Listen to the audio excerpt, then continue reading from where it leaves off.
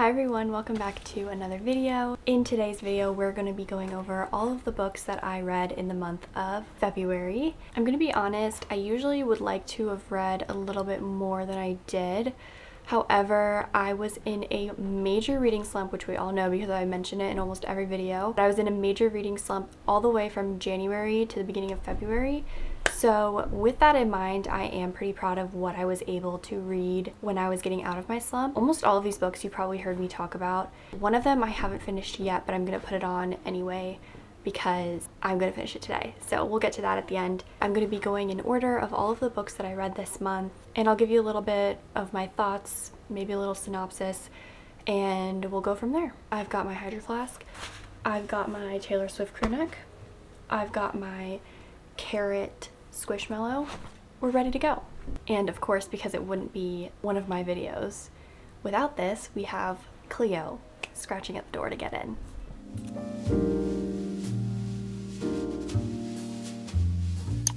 The first book I read in February was Ruthless Vows by Rebecca Ross, and I actually annotated this book.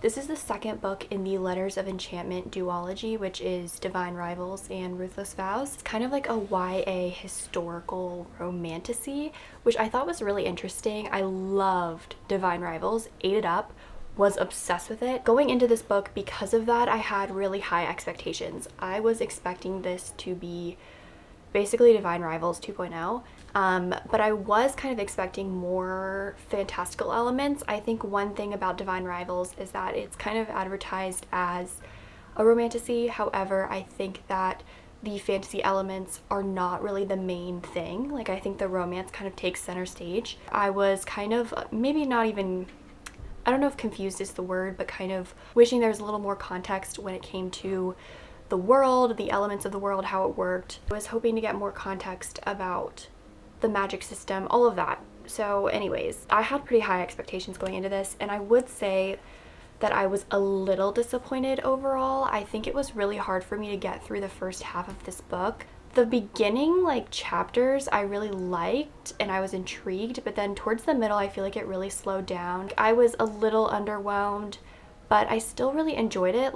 I rated it 4 stars. I don't know if I can put into words what was lacking for me. I think that it just was a combination of a slower plot line in this book, and maybe just feeling like we were never really gonna get to the point of the main thing that you knew was gonna happen by the end, if that makes sense. I just felt like it was a little slow in terms of getting to what was gonna happen. I'm trying to be purposely vague here so I don't spoil anything. I definitely would say out of the two that I prefer Divine Rivals, but I didn't not like this. I still really enjoyed it and had a good time, and I had a lot of really, good quotes and stuff that I annotated, so I would still 100% recommend this. However, I just think that there were certain parts of it that were a little disappointing, not only plot-wise, but also just the pace in which it was happening was a little disappointing.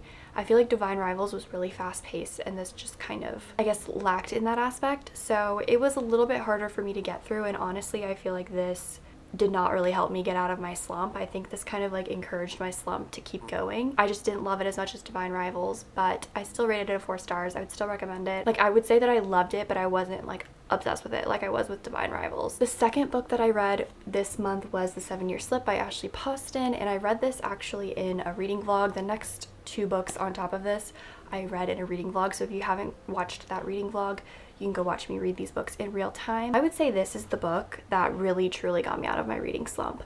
I read this so quickly. I think it maybe took me 1 to 2 days to read it. It was so good. I ate it up. It's basically about our main character, Clementine. She works at a publishing firm, and her aunt recently passed away, and so she starts living in her aunt's apartment because she willed it to her. And so when she's living in the apartment, one day it randomly sends her 7 years in the past. At that time, 7 years in the past, a guy was renting out her aunt's apartment for the summer while her and her aunt were traveling. It's kind of about them, meeting and falling in love, and I really liked the time element of this, almost like not time travel, but you know what I mean, like 7 years in the past, like dealing with your past self and figuring out, you know, who are you going to be in 7 years, and are you still going to like this person in 7 years? So I kind of liked that aspect of it. I liked the idea of like future self versus present self, or past self versus present self. I just really enjoyed the flow. The writing was absolutely exquisite, beautiful. I ate it up, and I gave this a 4. What did I even give this? I don't even remember. I think I gave it like a 4.75 stars. Yes, 4.75. So very highly rated. I didn't get the 5-star feeling, but still an amazing book. Loved it. Also, I really liked how this book approached some really sensitive topics. I think it had a lot of really meaningful and like important moments that happened that really resonated with me. So yeah, if you're looking for a little bit of heartache, but also a little bit of lighthearted romance, I would go for this book. The next book that I read was A Court of Wings and Ruin by Sarah J. Maas. This is the 3rd book in the ACOTAR series, and kind of like Ruthless Vows, I'm not really going to give you a synopsis of this because since it is not the first book in the series, a lot of the plot elements would spoil information, but just know this is a 5-star read. I'm obsessed. I literally eat up anything that Sarah J. Maas writes, and I'm currently reading A Court of Silver Flames, and it's just the same thing. Like, I just eat it up. It's addicting. It's like literally drugs. Like, I don't know what to do about it. Like, it consumes my thoughts, and I feel like she's just one of those authors where like everything I read from her is going to be like 4 or 5 stars. It's so mind-blowing how she can go from one book to the next and build up all this plot that you're just like, where did all this come from? Like, for example, like from ACOTAR to Akamoth, I was like, how did she go from that to that? Like, I just love geese. I love them so much. Anyway, needless to say, 5 stars, obsessed with this. If you want to see me like have an existential crisis after finishing this, go watch the reading vlog. Then I read A Flicker in the Dark by Stacey Willingham. This is a thriller. This was the last book that I read in my reading vlog, and in this book we follow a girl whose dad was convicted of kidnapping 6 girls and killing them when she was younger, and so it's now 20 years in the future, and her dad has been in prison this whole time. Then 2 more girls like go missing 20 years later in her town that she's moved to, and so she's kind of trying to figure out like, what is the connection here? Are things really what they seem to be in the past? Why is this happening in the same manner? It's giving a very like spooky vibe. I gave this, I think, a 3.5 stars. Yes, I gave this a 3.5 stars. And the reason I gave it a 3.5 stars is because I guessed the plot twist, like the major plot twist of the book, probably like 50 pages into the book. And when it comes to thrillers, I think a little bit of the like surprise factor is important to take into consideration when rating it, because I think that's kind of what you go for with a thriller. Like when you're reading a thriller, part of it is because you kind of want to be shocked and you want to not be able to guess what's going to happen. The fact that I was able to guess so early on what the plot twist was going to be was a little disappointing. However, I had a fun time reading it. I read it pretty quickly. It was engaging. I just felt like the plot was guessable and not too obscure, and I don't know, I wish it was more complex. I wish there was more complexity to the story, but for what it was, I enjoyed it. I had a good time. I would still recommend this book to a lot of people. I'm just not a big thriller person, so I think for thrillers especially, I'm a little bit of a harsher rater. Then I read A Court of Frost and Starlight by Sarah J. Maas. I am very aware that most people who have read ACOTAR, this is their least favorite book, which I guess makes sense because it is sort of like a novella. You know, on Goodreads it's like A Court of Thorns and Roses 3.5. It doesn't even have like a full number, like book number on Goodreads. However, I loved this. I talked about this in one of my weekly vlogs, but the reason that I love this so much is it's almost like a character study. You kind of just get to see them living life and going through their everyday life in the aftermath of what happened in book 3.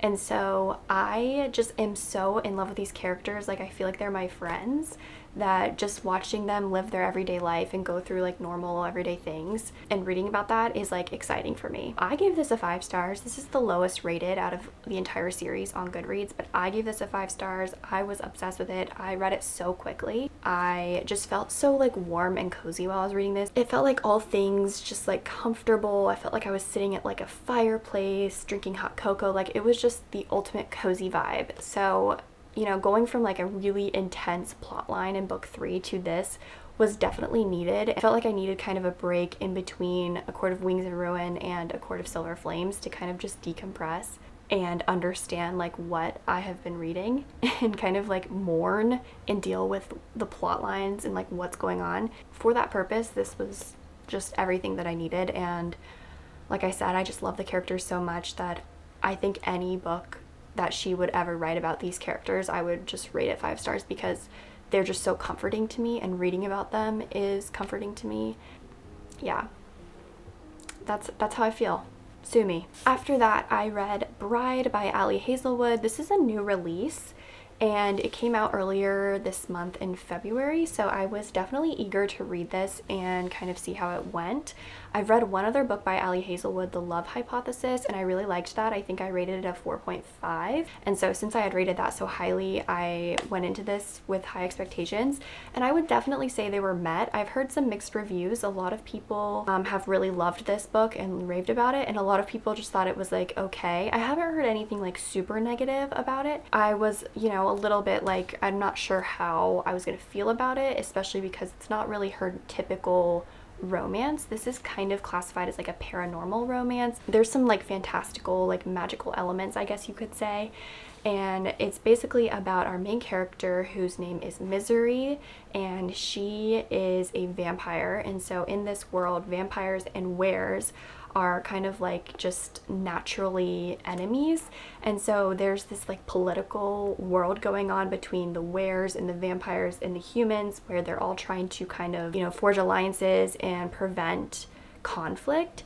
And so her dad is a councilman on the vampire side of things, and so they have this thing that happens where in order to keep the peace, like for example between the vampires and the humans, one of the leaders of the vampires and then one of the leaders of the humans will kind of like exchange child that's important to them. So for, you know, her dad, it was her, and they'll kind of take each other's like child as collateral, and in that way, you know, if one of them breaks the peace, they'll just instantly kill the collateral. Anyways, long story short, she was the collateral. She has some really interesting family dynamics that are like kind of traumatic for her, and then right from the beginning, we know that she is like done being the collateral, and so now she's like 25, and she is now being forced to marry the new alpha of the wares, and obviously like they're natural enemies, so she's not really looking forward to marrying him.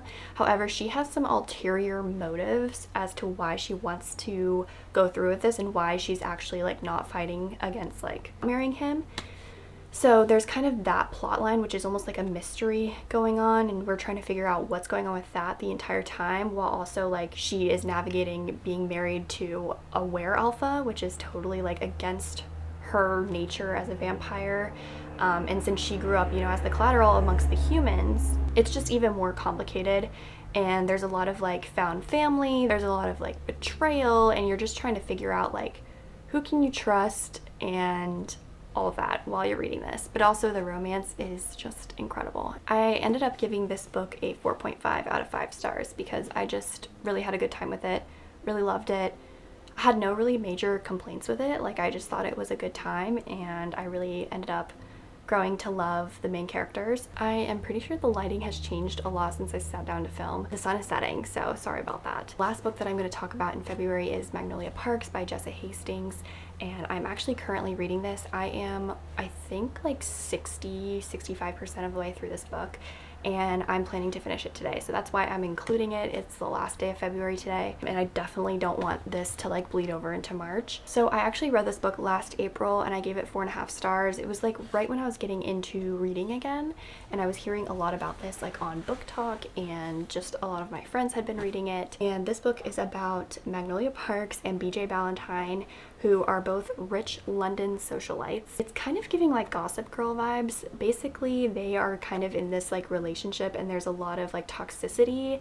It's like an ebb and flow of like, will they, won't they, are they, aren't they? And that's pretty much like all that I can say about this book. There's like a major conflict that's going on throughout the entire book, and this is definitely not like a plot driven book. This is definitely almost like a character study. Yeah, just know that going into it.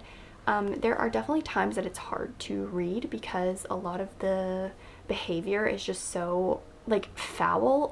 So just keep that in mind, but it is meant to be that way. It's meant to be very toxic, and you're not really supposed to root for the characters always. Like there's a lot of times when you're reading this book that you just like literally cannot stand the characters. But it's also like kind of addicting in that way because there's so much drama going on all the time. So that's all that I'm gonna say about the plot, because I feel like any more would kind of give it away, but the covers for this series are just so beautiful. Anyways, like I said, I'm 65% of the way through. I think this time around I'm either gonna stick with my 4.5 rating or maybe go to a 4. I don't know yet since I haven't finished it, but there have been a few times that I feel like it's been a little repetitive and slow.